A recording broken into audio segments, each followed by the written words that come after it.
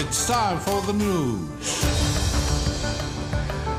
The Israeli army has pursued its bombardment on the Gaza Strip after the UN Security Council failed to adopt a resolution calling for a humanitarian ceasefire. The Palestinian ambassador to the United Nations, Riyad Mansour, called the US veto of the EU Security Council's draft resolution that called for an immediate ceasefire in Gaza a sad day. And the head of OPEC has urged members to reject any COP28 agreement that targets fossil fuels, highlighting deep divisions as the UN Climate Conference in Dubai enters its final week. Those were the headlines, and now the news in detail from Radio Algeria International. Good afternoon.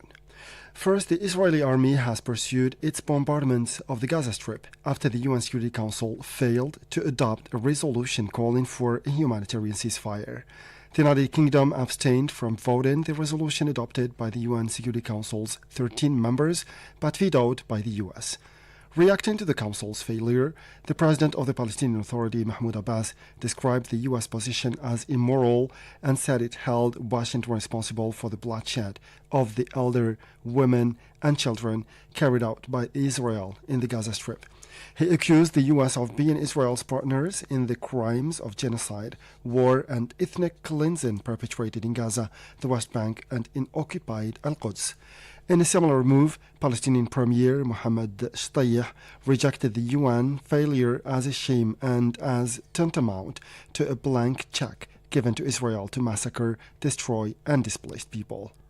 Both the Arab League and the Islamic Cooperation Council expressed disappointment at the UN Security Council's decision and at its negative repercussions on its role aimed at maintaining international peace and security in the world.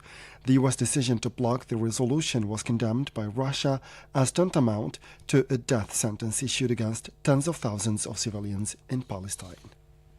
Meanwhile, the Israeli army continued its pounding of the central part of the Gaza Strip, killing more than 70 people and wounding 160 others for the past 24 hours. The World Food Programme once again stressed the necessity to cease fire to provide an urgent aid to the population of Gaza, which is lacking food. This came as the World Health Organization will held a special session tomorrow, Sunday, devoted to the examining of draft resolution on the sanitary situation in the occupied Palestinian territories. The resolution is submitted by Palestine and 17 member countries of WHO, including Algeria. The Palestinian ambassador to the United Nations, Riyad Mansour, called the U.S. veto of the Security Council's draft resolution that called for an immediate ceasefire in Gaza a sad day. In a declaration made following the UN Security Council's vote on the ceasefire resolution held on Friday at the UN headquarters in New York, Mansour said that the Palestinian side did everything it can to bring the Security Council to adopt the resolution, but unfortunately the resolution was vetoed by the US. We tried, we showed all the flexibility possible, including amending our original draft calling for a ceasefire to align it with the call of the Secretary General in his letter to have a humanitarian ceasefire. In spite of all these things and the tremendous work of our brothers and sisters in the delegation of United Arab Emirates and the strong unity of all of my brothers and sisters in the Arab group and the OIC and the more than 100 countries who have co-sponsored this resolution in a span of less than 1 day, we tried everything possible, but unfortunately, today was a sad day in the history of the Security Council for those who were unable to see things as they should have seen it, and they saw it differently. Meanwhile, Mansour underlined that the state of Palestine and people will continue efforts to apply pressure on the UN Security Council and knocking its doors and the international community as well until they succeed to adopt a permanent ceasefire in the Gaza Strip. We will not give up. We will continue our efforts. We will continue knocking on the door of the Security Council until it wakes up and shoulder its responsibility by stopping this criminal war against the Palestinian people, particularly the children among us who are the best among us. And we will go back to the General Assembly, resuming the 10th emergency session. It is our duty to do everything within our disposal in order to help the Palestinian people, particularly in the Gaza Strip. We will not relent. We will not rest. We will not sleep until we succeed in that endeavor, and we will succeed in that endeavor. You were listening to the Palestinian ambassador to the United Nations, Riyad Mansour. For his part, the UN Secretary General warned against the total collapse of the humanitarian support system in the Gaza Strip, which made him invoke Article 99 of the UN Charter. There is a high risk of the total collapse of the humanitarian support system in Gaza, which would have devastating consequences. We anticipate that it would result in a complete breakdown of public order and increased pressure for mass displacement into Egypt. I fear the consequences could be devastating for the security of the entire region. We have already seen the spillover in the occupied West Bank, Lebanon, Syria, Iraq, and Yemen. There is clearly, in my view, a serious risk of aggravating existing threats to the maintenance of international peace and security. Guterres also evoked the dire security situation prevailing in the occupied territories and Gaza in particular, posing a great threat to UN personnel and killing the largest number of them in the history of the UN organization. The risk of collapse of the humanitarian system is fundamentally linked with the complete lack of safety and security for our staff in Gaza and with the nature and intensity of military operations which are severely limiting access to people in desperate need. The threat to the safety and security of United Nations staff in Gaza is unprecedented. More than 130 of my colleagues have already been killed, many with their families. This is the largest single loss of life in the history of our organization. Some of our staff take their children to work so they know they will live or die together.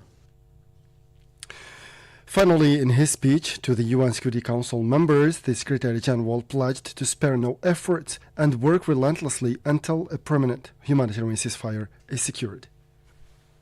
The people of Gaza are looking into the abyss. The international community must do everything possible to end their ordeal. I urge the Council to spare no effort to push for an immediate humanitarian ceasefire, for the protection of civilians, and for the urgent delivery of life-saving aid. While we deal with the current crisis, we cannot lose sight of the only viable possibility for a peaceful future, a two-state solution on the basis of United Nations resolutions and international law, with Israel and Palestine living side by side in peace and security.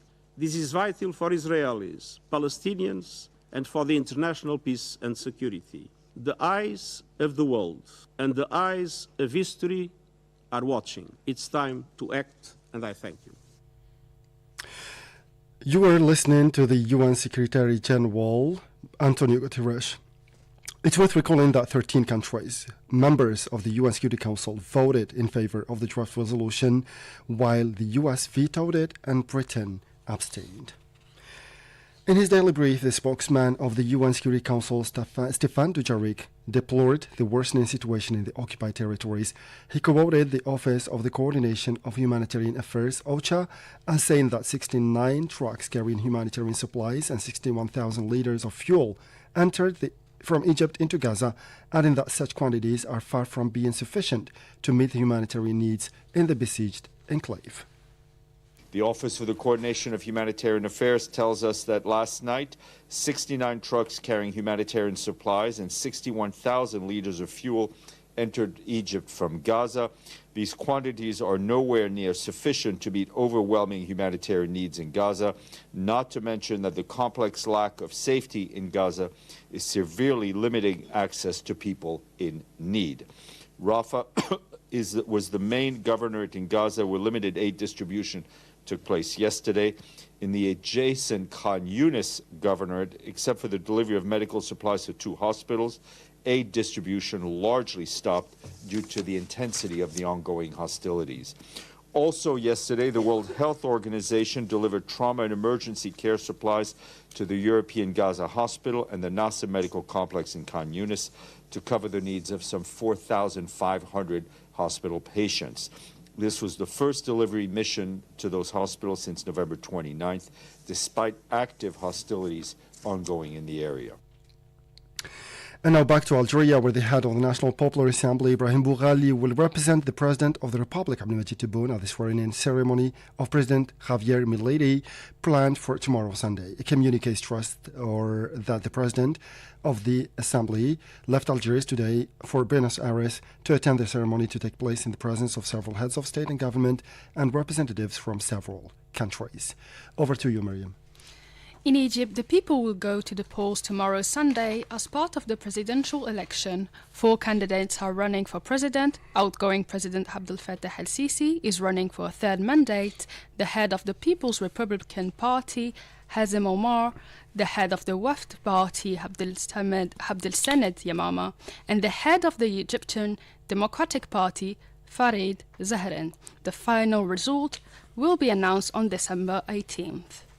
And now the civil society in Western Sahara has called on the Human Rights Council of the United Nations to reject Morocco's application for the presidency of the Council for the 2024 session, regarding its shocking record in human rights as a state that militarily occupies Western Sahara and refuses to cooperate with the UN authorities.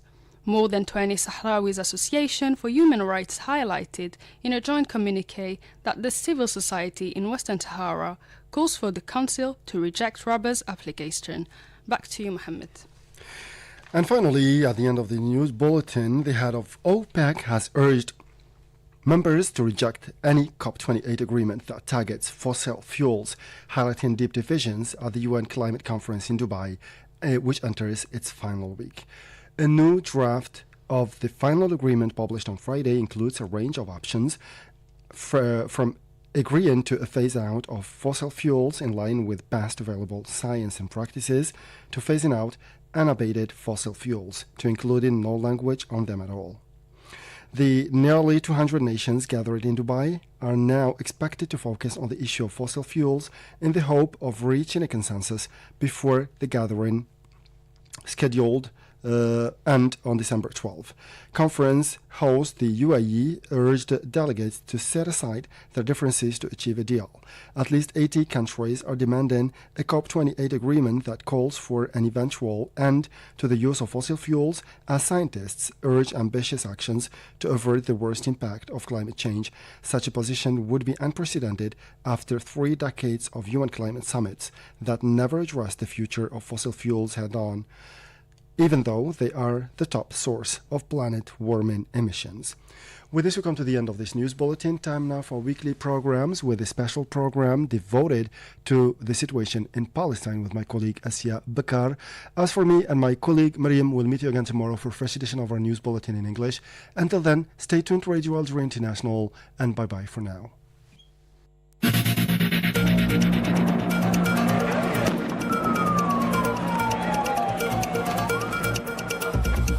Western media has majorly depicted the ongoing aggression on Gaza in the form of a shocking attack on the Israeli occupation. The coverage was largely in line with Western foreign policy trends regarding the Palestinian-Israeli conflict, which do not describe the occupation for what it is, while removing the character of resistance or national liberation from the Palestinian resistance movement. Many of these coverages were sugar-coated with an explicit emotional tone when it came to the Israelis, as was evident in written and spoken expressions in a clear propaganda that serves the Israeli agenda.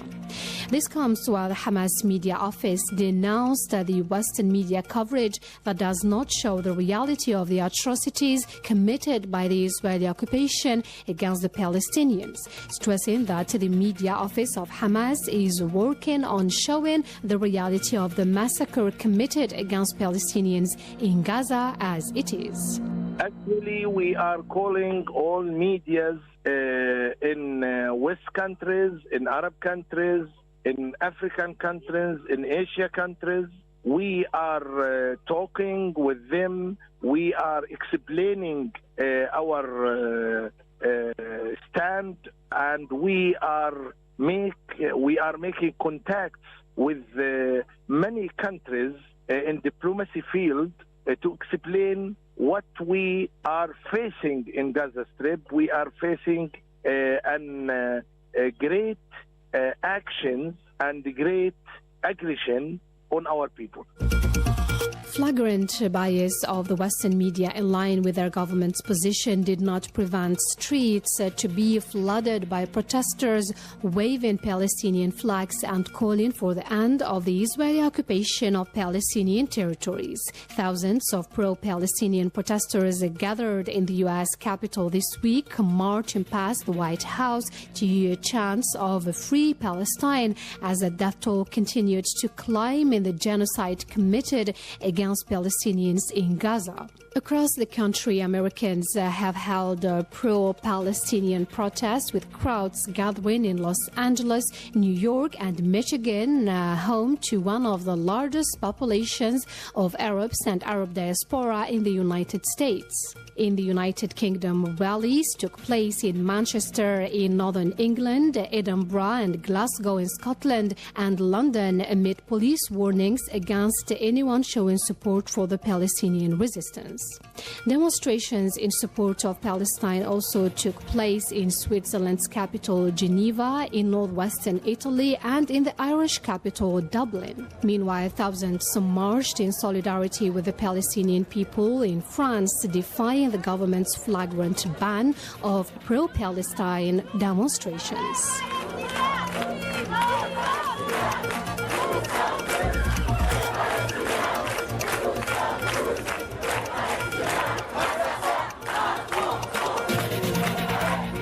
In fact, several politicians around the world resigned due to their government's position by the side of the Israeli occupation, denying the rights of the Palestinians to peace, security and fundamental rights. Among these officials was Liam Jones, a British former Labour MP living in Wales, who resigned this week from the UK Labour Party because of Keir Starmer's support for the Israeli aggression against the Palestinians.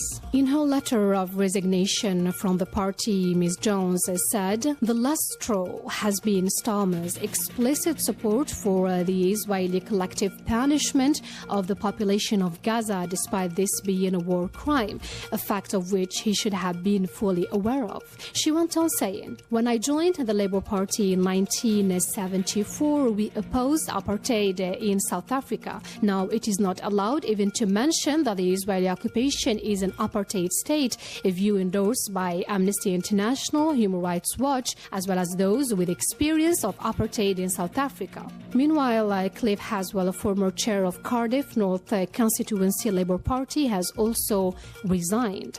In his letter of resignation, he said, "Sadly, the response to the recent escalation of violence in the Middle East has exposed the Labour Party's complete abandonment of its moral authority and any sense of duty to defend the most oppressed." He said, as the party leader gives unequivocal support to the Israeli occupation in its clear mission to eradicate Palestine, he has committed the entire Labour Party to this evil cause, not in my name, he said. He went on saying, in a stunning disregard for international law, the Israeli occupation is to be uncritically supported in continuing with apartheid, blockades, expropriation of land, and now a crime against humanity through the starving and bombing of 1 million children into oblivion. Irish MP Richard Boyd condemned the silence and reservation of his government when it comes to Israeli crimes against Gaza, stressing that bombarding Gaza and cutting water and food from the population is a flagrant war crime that cannot be sugar-coated with words like unacceptable. Taoiseach, you said it is not okay for Israel to attack civilians, attack civilian infrastructure, to threaten to starve the people of Gaza. It most certainly isn't okay. It's a war crime. The Israeli government have brazenly, publicly and openly declared their intention to commit a war crime and have commenced that war crime against the people of Gaza, saying that they intend to starve of food, electricity, water 2.2 million people. That is a war crime under the 4th Geneva Convention. They are raining down thousands of the most sophisticated missiles known to humanity onto the most densely populated area in the world, carrying the certainty that almost every missile will incur civilian casualties, will and are destroying the infrastructure, the water infrastructure, the energy, making Gaza uninhabitable. The ongoing aggression on Gaza is not the first aggression that witnesses Western MPs standing in the face of their biased governments to claim the right of Palestinians to a state, peace, security and humanitarian assistance. Another British MP, Andy MacDonald, criticised last March his country for trading with the Israeli occupation despite the latter's theft of Palestinian resources to carry out commercial deals with other countries and crimes against Palestinians in the West Bank. In the West Bank town of Hawara, over 400 settlers, backed by Israeli soldiers, torched Palestinian homes, businesses and vehicles and killed 37-year-old Sama Aktesh in what senior IDF commanders have called a pogrom. Israel's Finance Minister Smotrich, who describes himself as a fascist homophobe, openly said Hawara should be wiped out. Mr. Speaker, such extremism has given licence by a lack of international accountability. So will the Minister, if he agrees with the rule of international law, commit to banning all goods sourced from Israeli settlements illegally built on occupied Palestinian land? During the week, Palestinian UN representative Riyad Mansour said at the Security Council that Palestinians are not subhumans and the airstrikes are nothing but a flagrant war crime taking place in defiance of international law. He deplored the fact that Western media and governments start reacting and condemning only when Israelis feel a small proportion of what Palestinians have been taking for long decades. Regrettably, history for some media and politicians start when Israelis are killed. Our people have endured one deadly year after another. We came to the Security Council month after month, warning of the consequences of Israeli impunity and international inaction. Last October, about a year ago, we stated before the Security Council the Palestinian people will be free one day or another, one way or another. We chose the peaceful way, the one the international community advocates for. Do not let Israel prove us wrong for our sake and theirs. This is not a time to let Israel double down on its terrible choices. This is a time to tell Israel it needs to change course, that there is a path to peace where neither Palestinians nor Israelis are killed. And it is the one diametrically opposed to the one Israel is embarked on. He also disclaimed Israeli allegations and justification for the blockade on Gaza and on the ongoing assault, stressing that when Israel's supporters say that it is defending itself, they are in fact giving the Israeli occupation a green light to kill and add to the suffering of Palestinians in Gaza. Israel keeps saying the blockade and repeated assaults on Gaza are to destroy Hamas, military capabilities, and ensure security. Clearly and expectedly, its blockade and assaults accomplished neither.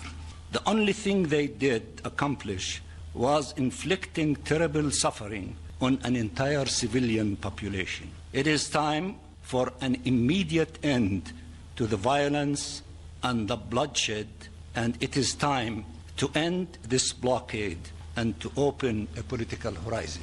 When Israel now tries to justify yet another assault by the same faulty premise, no one should say or do anything to encourage it down this path.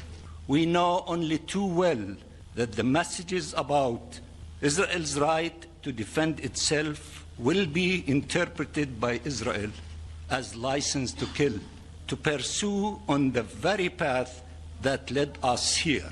370, and the number is rising by the moment, of Palestinians that have been killed already in one day, including children, some barely a few months old. Entire families were killed in their sleep. Will this bring security? Will this advance peace? Where is the international protection the Palestinian people is entitled to when the occupying power violates international law and harms those it is obliged to protect? Aren't Palestinians' lives worth saving? The Palestinian civilians killed, the Palestinian children killed in occupied Palestine could have been spared. Isn't that a moral and legal obligation and a contribution to peace? Why nothing is done when those killed are Palestinians? We need to think hard of what logic we want to see prevail here. If this is about vengeance, then many Palestinians will feel they have much to avenge. If this is about peace, then the way to it is not through further entrenching oppression and occupation, but by ending it. Riyad Mansour deplored the double standard policy of some world powers who find unlawful and baseless justifications for Israelis when it comes to killing Palestinians. You cannot say nothing justifies killing Israelis and then provide justification for killing Palestinians. We are not subhumans. Let me repeat, we are not subhumans. We will never accept a rhetoric that denigrates our humanity and reneges our rights. A rhetoric that ignores the occupation of our land and oppression of our people. There is no right to security that trumps the right of a nation to self-determination. The fulfillment of our right to self-determination is the only path towards shared peace and security. We chose the peaceful path to achieve our rights, but Israel continued using blunt force against Palestinian lives and Palestinian rights. Israel cannot wage a full-scale war on a nation, its people, its land, its holy sites, and expect peace in exchange.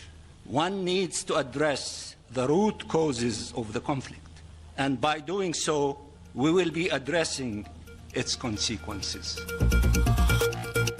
The ongoing aggression against Gaza and also the killing of Palestinians in the West Bank has proven once again the criminality of the Israeli occupation and its aims of committing genocide in a blatant attack and strikes against the people in Gaza. However, it has shown to the international community its brutality, illegality and rejection of any kind of peace process.